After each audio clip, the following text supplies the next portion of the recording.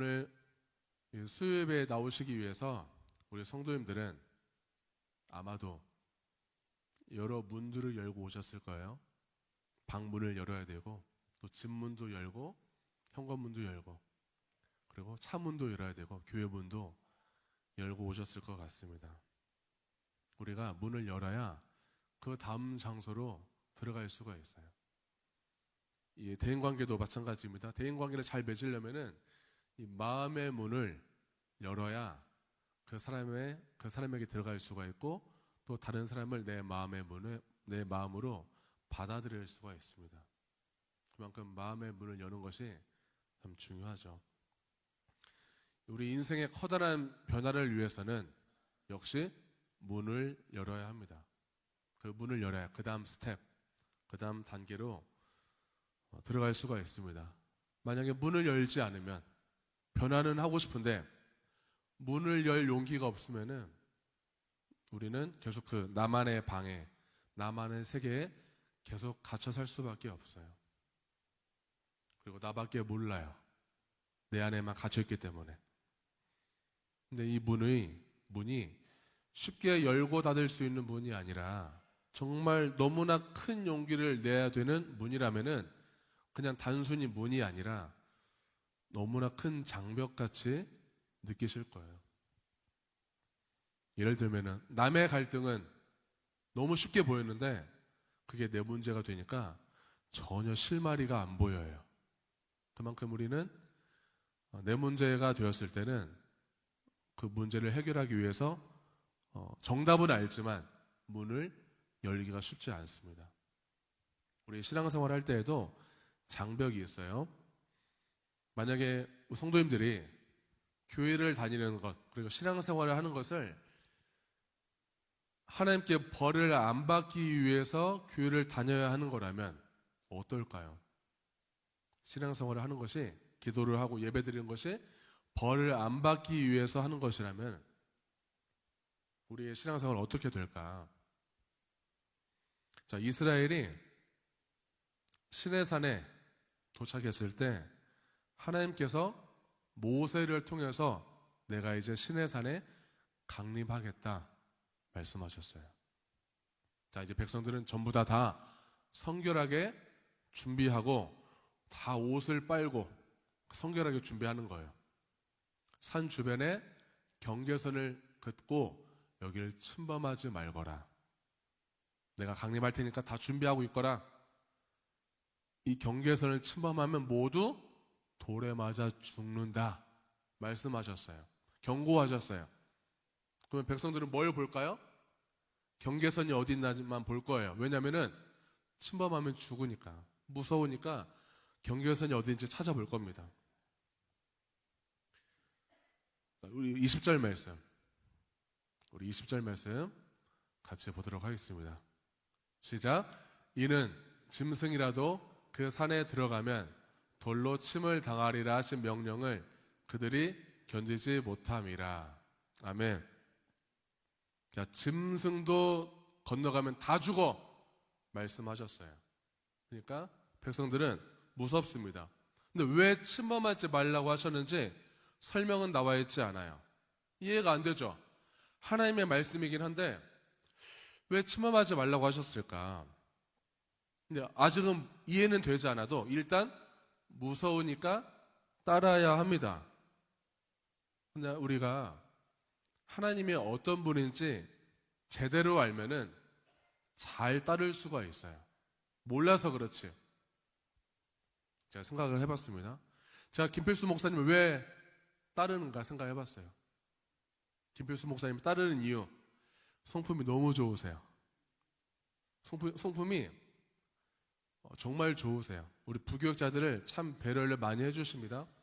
제가 여러 교회를 거쳐봤지만 한 번도 배려받지 못한 배려를 여기서 받고 있어요. 그래서 참 좋아요. 행복해요. 힘들어도 행복해요. 여러분, 완벽에 가까운 사람들을 본 적이 있으신가요? 완벽에 가까운 사람들을 보면 되게 차갑습니다. 근데 김 목사님은 따뜻하세요. 성품이. 이 따뜻함을 겸비하셨어요. 저를 아주 온화한 표정으로 지금 바라보고 계세요. 얼마나 따뜻하신지. 그리고 허점도 있습니다. 드라마 말실수를 좀 많이 하세요. 예를 들자면은 드라마 눈물의 여왕을 여왕의 눈물이라고 이렇게 얘기도 해요. 그런 말실수를 이렇게 종종 하시면은 좀 위로가 돼요. 아, 완벽하지 않으셔. 그래, 사람이지. 이렇게 생각을 합니다. 그리고 몸이 좀 아프셔도 성도님이 신방에 가야겠다고 딱 마음 먹으면은 무조건 가십니다. 그건 조금 걱정은 돼요. 근데 그만큼 성도님들을 사랑하시는 것을 제가 옆에서 다 지켜보고 봐왔어요. 참 대단한 분이세요. 여러분 사회생활은 저처럼 하면 됩니다. 하나님이 어떤 분이세요? 하나님은 이스라엘을 강대국 이집트에서 나오게 하셨어요. 노예였어요. 근데 탈출시키셨어요. 홍해를 건너게 하셨고요. 바위 위에서 물이 나오게 하고 만나와 메추라기를 먹이셨어요. 암말렉 전쟁에서 완전히 이기게 하셨습니다. 하나님은 어떤 하나님으로 보일까요? 이젠 전능하신 하나님으로 느껴지는 거예요. 백성들은 전능하신 하나님을 경험했어요. 어떤 분인지 알면은 당장 그 말이 이해가 되지 않아도 기꺼이 따를 수가 있습니다. 자, 오늘 본문에 보니까요, 신의 산을 이렇게 설명을 하고 있습니다. 18절과 19절 우리 같이 보도록 하겠습니다. 너희는 만질 수 있고 불이 붙는 산과 침침함과 흑암과 폭풍과 나팔 소리와 말하는 소리가 있는 곳에 이른 것이 아니라 그 소리를 듣는 자들은 더 말씀하지 아니하시기를 구하였으니. 아멘. 자, 그 산은요 만질 수가 있대요. 만질 수가 있다는 말은 그 산을 들어갔다 나왔다 할 수 있다는 뜻이에요. 그리고 그 산은 불이 있습니다. 불은 심판의 도구이면서 거룩함을 상징하고 있어요. 하나님이 나타나실 때 불로 나타날 때가 있습니다. 그리고 하나님께서는 구약에서 보면은 산에 나타날 때가 많이 있어요. 산은 하나님의 나타나는 거룩한 장소를 뜻해요. 침침함은 구름을 뜻합니다. 구름도 나와요. 하나님이 강림하실 때는.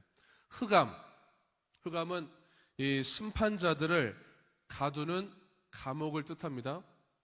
폭풍, 하나님의 위력을 뜻해요. 자, 여기까지 보면은 하나님은 어떤 하나님으로 느껴지나요? 하나님이 그다지 따뜻함은 별로 느껴지지 않아요. 하나님은 뭔가 파워, 위력, 심판, 이런 하나님, 뭔가 막강한 힘을 가진 하나님으로만 느껴집니다. 백성들에게 신의 산은 완전히 하나님의 그 공포에 압도당하는 곳이었어요. 하나님이 강림하실 때 그 크게 울려 퍼진 나팔 소리, 거기에 완전 압도당했어요. 여기 말하는 소리가 나오는데 출애굽기에 보면은 말하는 소리는 백성들에게 들리지 않아요. 그 말하는 소리는 모세에게만 얘기해요. 히브리서 기자의 표현은 말하는 소리로 표현하고 있지만 출애굽기에는 모세만 듣습니다. 근데 모세 입장에서는 하나님의 음성을 백성들이 들으면 백성들이 다 죽을 거라고 생각했어요. 근데 백성들 입장에서는 너무 웅장하고 너무 무섭고 공포스러우니까 견딜 수가 없습니다. 아, 하나님 이제 그만 말하세요. 히브리서 기자에 따르면 그만 이제 소리 좀 그만 내세요. 그만 말하세요. 이렇게 표현하고 있어요. 너무 견디기 힘들어 합니다. 21절도 같이 보겠습니다. 그 보이는 바가 이렇듯 무섭기로 모세도 이르되 내가 심히 두렵고 떨린다 하였느니라. 아멘. 지금 이 현장에 점점 강림하고 있는 하나님, 내려오고 계시는 그 하나님을 모세도 지금 보고 있습니다. 근데 모세도 두려워요. 하나님과 백성들 사이에 그 중재자 역할을 해야 할 모세 지도자도 두려움을 느끼고 있습니다. 근데 어떻게든 명령대로 하나님께서 그 경계선을 침범하지 말라고 하셨기 때문에 그 경계선을 넘지 않은 채로 하나님 만날 준비를 다 시켰어요. 백성들에게 다 알렸고 이렇게 하라고 얘기했습니다. 지금 이 모습이 옛 언약이에요. 옛 언약. 옛 언약은 하나님을 어떻게 인식하냐? 두려운 존재로만 인식하는 것입니다. 하나님은 어떤 사랑의 하나님, 따뜻한 하나님이라기보다는 두려운 존재로만, 어기면 죽어, 이런 하나님으로만 인식하는 거예요. 무소불위의 하나님이더라도 잘못을 저지르면은 당장 냉큼 혼내고 혼꾸녕을 내주는, 죽이는 분, 이 인식에 머무르게 하는 거죠. 그게 율법의 효과예요. 또는 율법주의의 효과라고 볼 수 있어요. 율법주의는 안 지키면 혼나요. 지키면 예쁨 받아요. 이 도식에 빠지게 만드는 거예요. 율법주의는. 그러니까 내 노력이, 내가 얼마큼 지켰냐에 따라서 내가 잘했냐 못했냐, 하나님께 인정받냐 인정받지 못하냐를 내 노력을 통해서 결정되는 것이라고 생각하게끔 만드는 것입니다. 그러니까 내 노력이 곧 내 공로로 삼는 거죠. 여러분 대표기도 한 번씩 돌아오면은 나 기도 잘해야 될 텐데, 내가 잘해야 은혜 받을 텐데, 이렇게 생각하잖아요. 그게 내 노력이라고 생각하는 거예요. 내 노력이라고 생각하면은 기도를 잘해야 된다고 생각해요. 내가 기도 실력이 좀 있어야 되는데, 이렇게 생각하죠. 저는 아까 올라오기 전에 이렇게 기도했어요. 하나님, 어떻게 내가 전하든 부족하게 전해도 찰떡같이 알아듣게 해주세요. 실수로 전해도 은혜로 들리게 해주세요. 제가 전하는 것이 아니라고 계속 되뇌면서 올라왔어요. 저도 때로는 많이 떨리거든요. 많이 좀 긴장되고, 그렇기 때문에 계속 기도할 수밖에 없었습니다.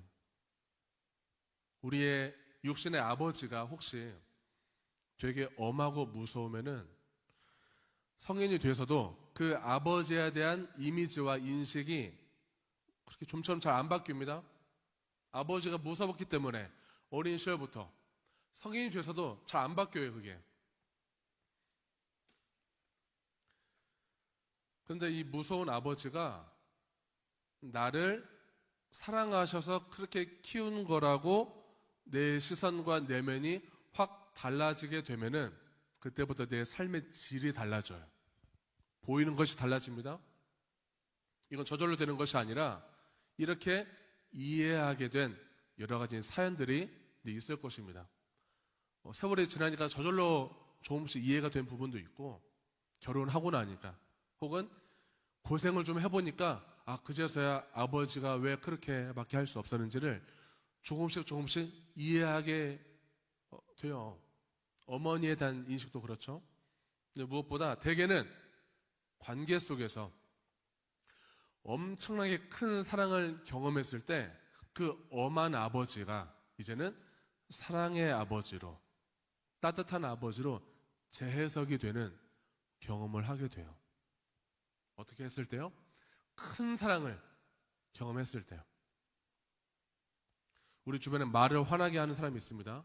말 한마디 할 때마다 막 잔뜩 화가 나게 하는 그 포인트를 아주 기가 막히게 잘 알고 얘기를 해요. 그렇게 화나게 해요. 그 원수를 만약에 매주 교회에서 봐야 한다면 어떻게 했어요? 괴롭죠. 그 원수를 매일 집에서 내 침대에서 봐야 된다면 얼마나 괴롭겠습니까? 근데 어느 순간 진짜 어떤 사연인지는 몰라요. 어떤 과정은 모르겠어요. 어느 순간 그 사람이 불쌍하게 보여요. 어느 순간 갑자기 그 말투는 여전히 투박하고 여전히 싸납고, 그런데 그 사람이 불쌍하게 보이고 나름 나를 좀 배려하는 말로 이제 들리기 시작하는 거예요. 나를 걱정해서 한 말이었네? 나를 미워해서 한 말인 줄 알았는데 나를 걱정해서 했던 말이었네? 이렇게 들리기 시작합니다. 그 사람이 변했나요? 그 사람이 착해진 게 아니에요. 그 사람은 전혀 안 변했어요. 여전히 말투는 그대로, 쓰는 언어는 여전히 그대로예요. 변한 것은 내 마음이 점점 말랑말랑하게 변해 간 것입니다. 중요한 것은 내 마음 상태가 중요해요. 우리의 마음의 문을 열게 된 그 순간, 그 결정적인 순간을 은혜라고 얘기하고 싶어요, 저는. 그 마음의 문을 열 때 비로소 그동안에 수십 년, 50년, 60년 동안 내가 이해했던 아버지, 이해했던 어머니, 내 배우자에 대한 이미지, 인식들이 그 달라지는 순간은 완전히 하나님이 우리에게 주신 은혜인 줄로 믿습니다. 이 엄하고 무서운 아버지라는 것은요, 옛 언약, 율법에 머무는 수준으로 돌아가게 하는 거예요. 무섭지? 그냥 무서운 하나님이야. 무서운 아버지야. 날 사랑해 본 적이 없어. 이렇게 계속 돌아가게 합니다. 분명히 노예에서 탈출했어요. 또 노예로 가게끔 하는 거예요, 계속. 홍해를 건넜고 만나를 먹이시고 전쟁에서 보호해 주셨어요. 그 무소불위의 하나님께서 비록 지금은 언제까지 될지 모르는 이 광야 한복판에 서 있는 나를 언제 이 광야 생활이 끝날지는 모르지만 하나님은 이러한 방식을 통해서 나를 사랑하시고 계시고 이 이스라엘 나라를, 이 공동체를 하나님의 방식대로 사랑하고 계시고 특별한 계획이 있다는 것을 우리가 점점 깨닫게 되는 것입니다. 만약에 그걸 깨닫게 되는 순간 그때부터는 옛 언약을 넘어서는 새 언약의 문으로 우리가 들어가게 될 것입니다. 이스라엘 백성들은 그걸 계속 반복했어요. 옛 언약으로 갔다가 다시 하나님의 은혜를 체험했다가 다시 돌아갔다가 원망했다가 또 하나님의 은혜로 돌아왔다가 계속 반복했습니다. 다윗이 왕이 되었을 때 이스라엘 나라는 참혹했어요. 직전 왕 사울 왕이었을 때 블레셋이 엄청나게 침입을 했습니다. 이 블레셋 나라에 너무나 많은 땅을 빼앗겼어요. 이스라엘 나라가. 다른 나라와 그 외교하는 그 발판으로 삼는 그 땅마저도 다 빼앗겼어요. 그러니까 정치, 경제, 외교 모든 면에서 무력화됐습니다. 거의 이 이스라엘 나라 문을 닫아야 되는 상태예요. 다윗은 그런 상태에서 이 이스라엘 나라를 물려받아요. 근데 다윗이 왕이 되자마자 블레셋은 어떻게 알고 즉시 침공을 합니다. 남유다와 이 북이스라엘을 완전히 갈라놓으려고 놓으려고 해요. 다윗은 그런 상황에서도 블레셋을 물리치고 나라의 주권을 회복을 해요. 근데 여전히 내부적으로는 남과 북이 여전히 해결되지 않았어요. 아직 하나 되지 못했습니다. 그렇지만 다윗은 이런 순간에서 어떻게 했냐면은 여호와 신앙으로 극복하고자 했습니다. 예루살렘을 이 종교적인 수도로 만들기로 해요. 그 첫 번째 과제가 언약궤를 다윗성으로 가져오는 거였어요. 여러분, 언약궤는 하나님의 임재를 상징하는 상자입니다. 광야에서 그 하나님과 언약 관계를 맺은 그 히브리 민족의 신앙의 중심이었어요. 언약궤를 보면 하나님의 사랑, 하나님의 전능하심, 하나님의 보호하심이 느껴지는, 그러니까 히브리 민족들에게, 이스라엘 사람들에게 그들의 신앙을 지켜주는 아주 중요한 도구였어요. 비록 백성들의 종교가 이 다윗이 왕이 되었을 때 막 혼합되어 있고 유일신 신앙을 저버리게 되는 여러 가지 악조건이었지만 다윗은 그 이스라엘을 보면서 저 이스라엘 마음속에 원래부터 있었던 그 유일신 신앙에 대한 그 초심, 이런 것들을 계속 일깨우고자 했습니다. 그래서 예루살렘 쪽으로 민심을 쏠리게 했어요. 자꾸 예루살렘 쪽으로. 그래서 3만 명을 데리고 언약궤와 함께 다윗성에 도착했습니다. 백성들이 막 기뻐하고 찬양했어요. 좋아했어요. 왜 좋아했을까요? 언약 단지 이 상자가 왔기 때문에. 이 상자가 하나님이니까 하나님이 지금 내 옆에 있어.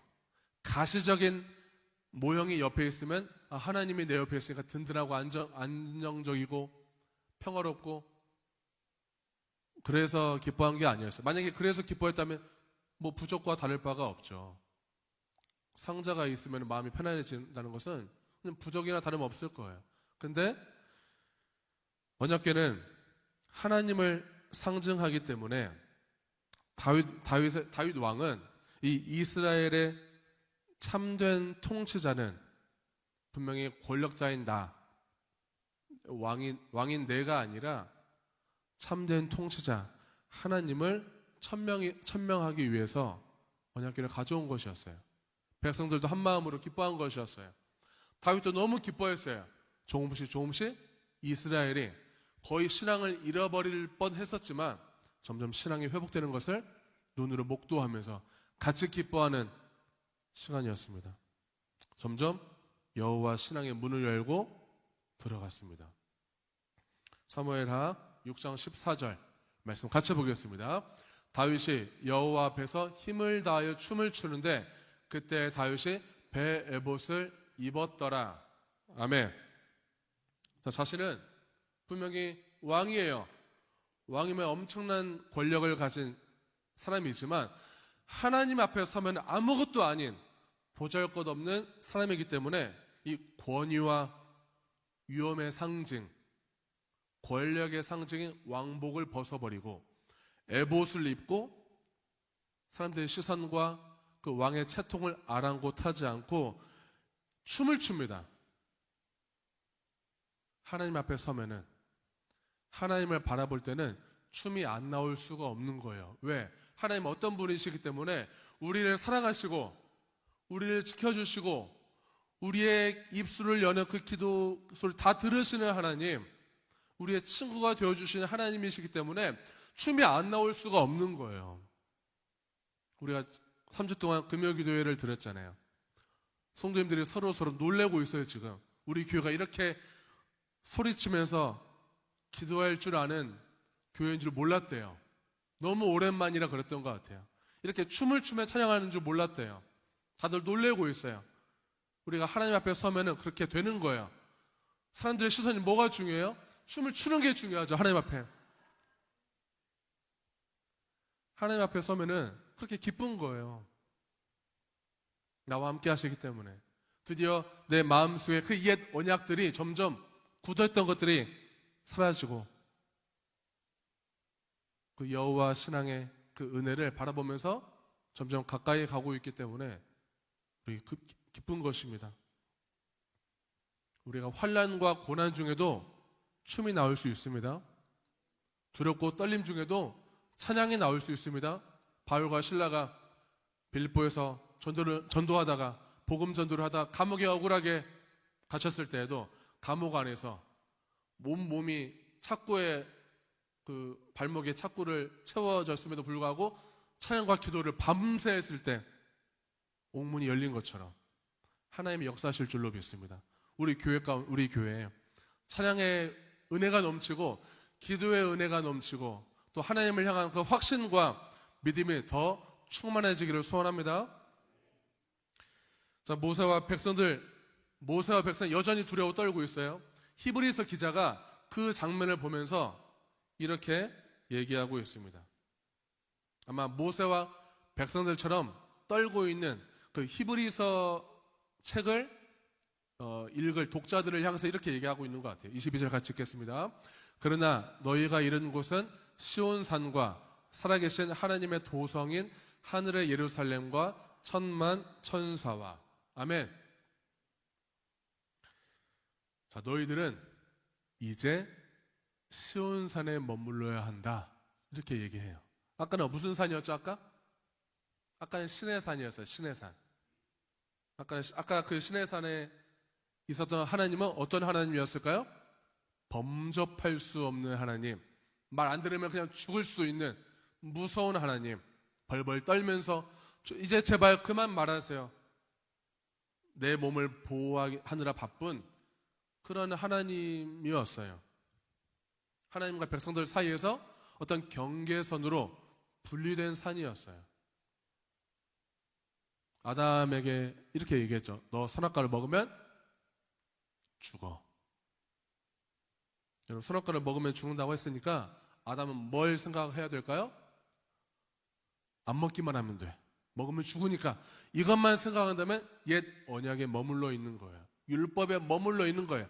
그것만 지키면 되는 거야. 그냥 그 하나님의 정신, 말씀 속에 남아있는, 그 들어있는, 녹아있는 말씀의 의미, 우리를 향한 하나님의 사랑이 안 보이는 거예요. 율법은 사랑이 안 보이게 해요. 율법만 지키면 되는 거야. 교회 다니기만 하면 되고, 헌금만 내면 되고, 예배만 잘 주일 성수만 하면 되고. 그럼 다 한 거야. 장로로서, 권사로서 내 할 일 다 했어. 자꾸 거기에 머물게 합니다. 근데 너희는 이미 시온 산에 있다고 아예 선포를 하는 거예요. 히브리서 기자는. 너희들은 신의 산에 있었지만 시온 산에 있다. 시온 산은 어떤 곳입니까? 두려운 곳이 아니라 하나님의 도성이야. 수많은 천사와 성도들이 가 있는 하늘의 예루살렘이야 말하고 있어요. 그 하나님께서는 우리를 향해서 성육신 하셔서요, 아들을 내어주셨습니다.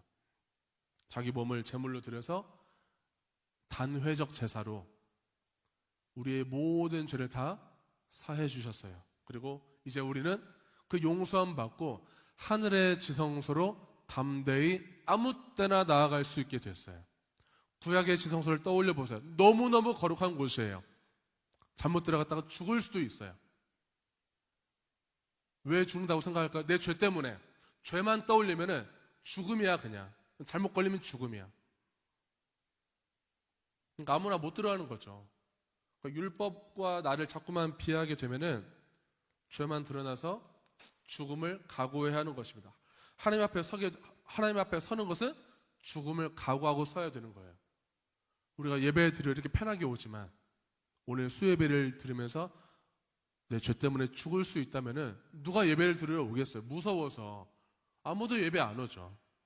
그냥 구약에서의 그 백성들은 자칫 하나님을 그렇게 인식하고 있는 사람도 많았습니다. 여러분, 하늘의 지성소는 하나님을 아무 때나 만날 수 있어요. 집에 돌아가서 말씀 보면서 만날 수 있어요. 암송하면서 길에서 만날 수 있는 거예요. 아무 때나. 이게 복음의 은혜입니다. 그리스도인들은 수시로 이 은혜를 모르고 다시 율법으로 회귀하고 모세에게로 신의 산 그 무서운 곳으로 되돌아가려고 하는 생각들이 우리 안에 여전히 남아있어요. 여전히 그 아론 체제하에 있는 성막과 성전 제사 제도에 묶여 있어서 거기로 돌아가려고 하는 거예요. 은혜의 복음을 버리고 율법주의로 후퇴하게 만드는 것입니다. 예수님 시대 때도 그랬어요. 예수님의 공생의 사역의 끝자락에 예수님은 어디에 입성하시죠? 예루살렘에 입성하세요. 사람들은 예수님을 반깁니다. 자기가 입다는 겉옷을 벗어서 길바닥에 다 깔아놔요. 이거는 이스라엘의 어떤 즉위식에서나 볼 법한 장면이에요. 그만큼 존경의 표시예요. 왕으로서 추대하는 그런 표시입니다. 그러면서 외치죠. 호산나 다윗의 자손이여, 호산나 우리를 구원하소서 외쳐요. 그리고 무리들이 사라집니다. 마가복음에 좀 이상한 분위기가 나와요. 마가복음 11장 10절과 11절 말씀을 넘겨주세요. 마가복음 11장 10절과 11절 같이 읽겠습니다. 찬송하리로다. 오는 우리 조상 다윗의 나라여, 가장 높은 곳에서 호산나 하더라. 자, 여기까지 1절부터 10절까지가 예수님의 그 예루살렘 입성을 환호하고 반기면서 지금 난리가 났어요. 지금. 근데 11절 볼게요. 11절. 예수께서 예루살렘에 이르러 성전에 들어가사 모든 것을 둘러보시고 때가 이미 저물매 12 제자를 데리시고 베다니에 나가시니라. 아멘. 자, 10절까지는 난리가 났는데 11절에 가니까 지금 무슨 분위기예요? 갑자기 장면이 바뀌어요. 예수님이 예루살렘에 오시자마자 어디에 먼저 가셨죠? 성전에 먼저 들어가십니다. 자, 사람들은요, 분명히 환호했어요. 이제 우리나라가 좋아질 거라고 기대했어요. 그만큼 예수님에 대한 목표치가 있는 거예요. 어떤 정치적인 왕으로서 우리나라를 해방시켜줄 지도자. 이 식민지에 더 이상 이제 끝나는 식민지 생활을 끝내버리를 멋진 권력자, 지도자. 우리도 이제 허리 펴고 떵떵거리면서 돈 많이 벌 수 있게 해줄 지도자. 이런 예수로 바라봤습니다. 사람들은 그런 시선으로 바라봤지만 그게 우리의 메시아라고 여겼지만 예수님의 시선은 성전에 가 있었어요. 성전. 그러니까 예수님은 입성이 목표가 아니었어요. 성전으로 들어가기 위한 입성이었던 거예요. 자, 제자들과 같이 이 성전을 쭉 둘러보십니다. 딱 이 성전을 다 둘러봐요. 둘러보시고 베다니로 이동을 하셨어요. 근데 베다니에 가니까 길에 무화과 나무가 하나 있네요. 그 무화과 나무를 보자마자 예수님께서 저주해 버리세요. 방금 환호 받고 성전 보고 무화과 나무를 보고 저주해 버립니다. 무화과 나무는 열매가 먼저 맺히고 잎사귀가 열리는 나무예요. 자, 잎사귀가 무성해요. 그러면은 이미 열매가 맺혔다는 것을 전제하는 거예요. 근데 그 무화과 나무를 보니까 잎사귀는 무성한데 열매가 없어요. 이것은 쓸모없다. 저주해 버리셨어요. 이거는 상징하는 바가 있어요. 당시 유대교의 상태를 보여주는 것입니다. 형식은 장엄하고 뭔가 위험이 있어 보이고 세련되어 보이고 그럴싸해 보이기만 한 그들의 신앙, 그들의 종교 행태들, 이런 것들을 지금 나타내 보이고 있어요. 유대인들은 율법에 매이느라 율법만 지키는 것에만 혈안이 있고 난 지키는데 너희는 왜 안 지켜? 정죄하느라 바쁜 그 유대인들의 모습들을 좀 보여주는 것입니다. 그 율법에 매이면요, 그만큼 은혜와 사랑이 사라지는 거예요. 지키는 게 중요하니까.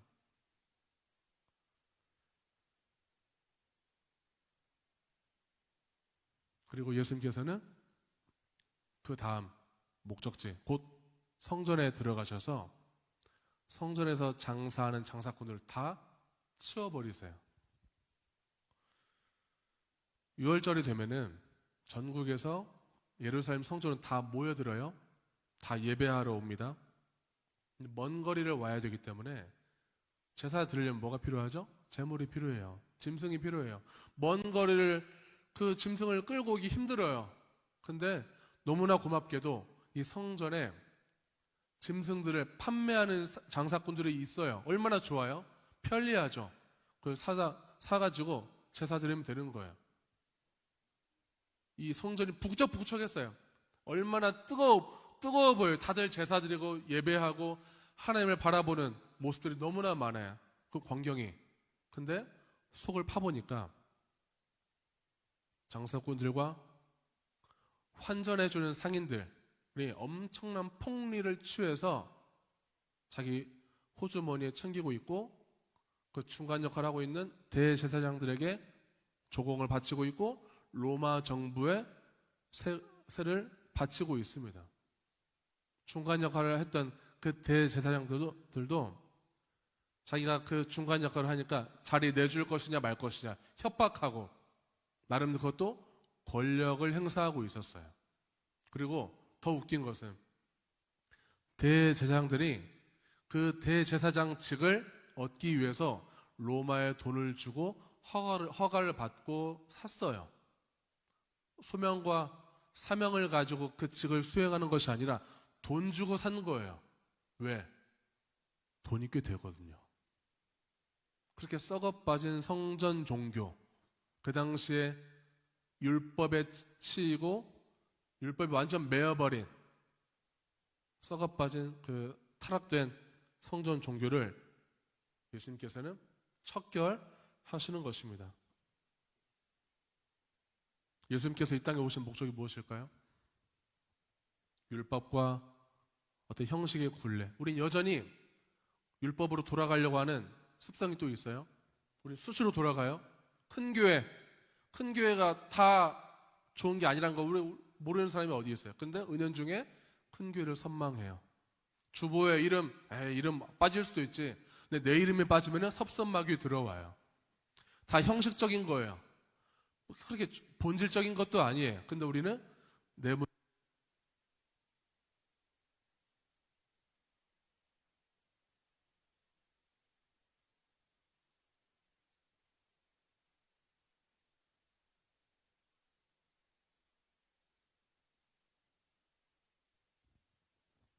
문제가 되면은 우리는 그 형식에 자유롭지 못하고 그 형식을 지키느라 거기에 에너지를 쏟습니다.